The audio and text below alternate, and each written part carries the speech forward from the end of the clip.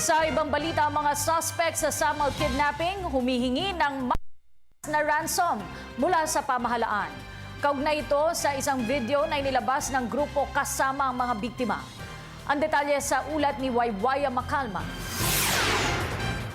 Naglabas ng bagong video ang mga kidnappers at humihiling ng mas mataas na ransom demand sa gobyerno.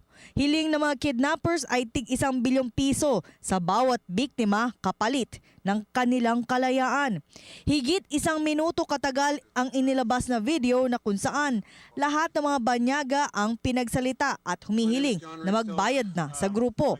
Nakaupo ang mga biktima at ang mga taong nasa likod nila ay nakatakip ang mga mukha habang bitbit at nakatutok sa mga biktima hawak na armas.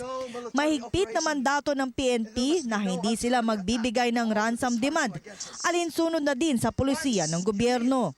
The Philippine National Police adheres to the principle of no ransom policy. Gayunman, ani ni Chief Superintendent Wilben Mayor na walang basehan ang paglabas ng panibagong video sa nalalapit na APEC meeting. Kaya naman siniguro ng pulisya na ginagawa nila ang lahat para mailigtas ang 4 na biktima, katuwang ang armed forces.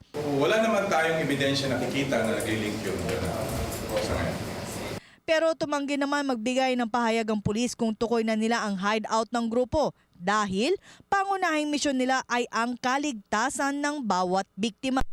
Ngayon ay bineberipika pa ng Police Anti-Kidnapping Group ang authenticity ng bagong video.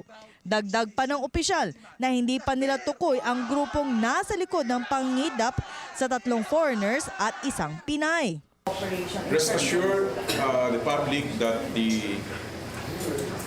there is an ongoing operation. Continuing yung operations natin to ensure the safety of that is the primordial concern of the Philippine National Police and the Armed Forces of the Philippines.